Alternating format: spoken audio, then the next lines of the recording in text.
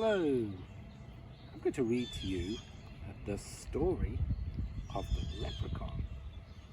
This book is by Catherine Teagan and it's illustrated by Sally Ann Lambert.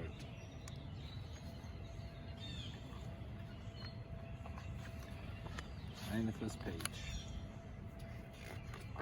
Okay, here we go. A little man, about 2 feet tall, lived under a large tree by a stream. You could easily find him by listening for the tap, tap, tap of his hammer.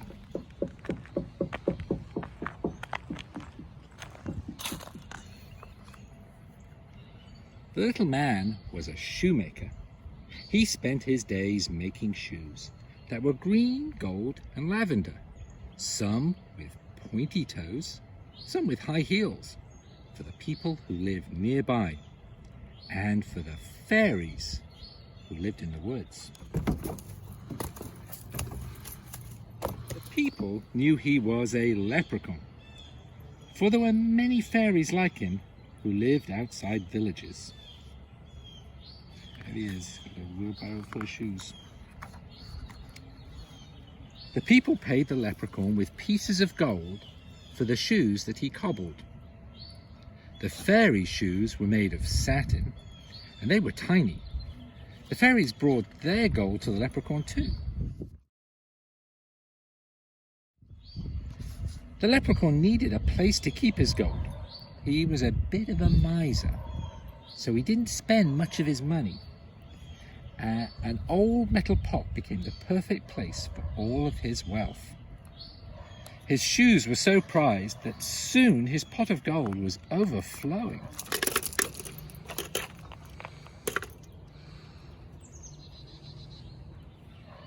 One day, a man named Tim came to the leprechaun shop by the tree.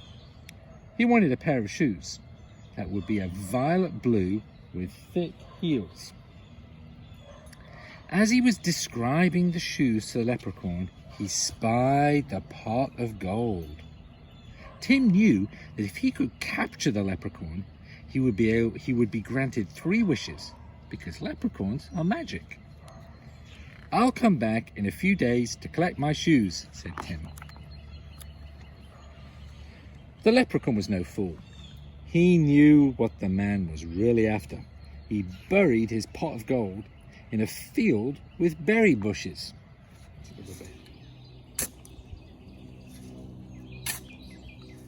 A few days later, Tim came back and the leprechaun gave him the violet blue shoes.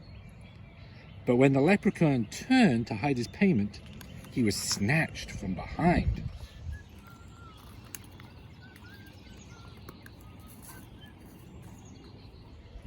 The leprechaun could not escape. Now Tim could get what he wanted. "For my first wish, I want you to show me where the pot of gold is hidden. For my second wish, I want 100 pairs of shoes. And for my third wish, I want 3 more wishes."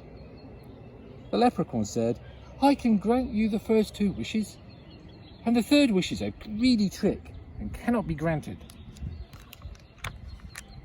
The leprechaun brought Tim to the field and pointed to the spot where the gold was buried. Tim had no shovel to dig with, so he marked the spot with a stick and a shoe. He would come back later.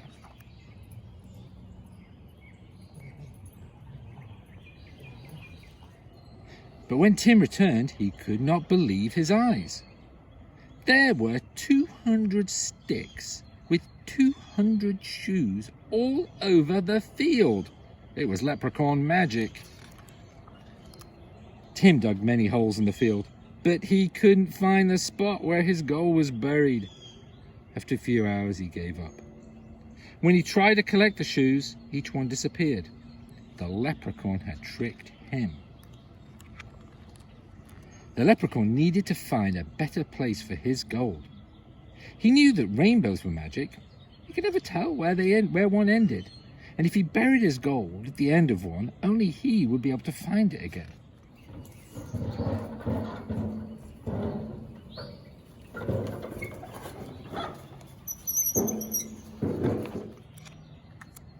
So that's what he did. People still try to find his gold, but they never will. Listen for the sound of the leprechaun, tap, tap, tap, as he cobbles his shoes. Perhaps if you find him, and if you're very nice to him, he will grant you a wish. The end.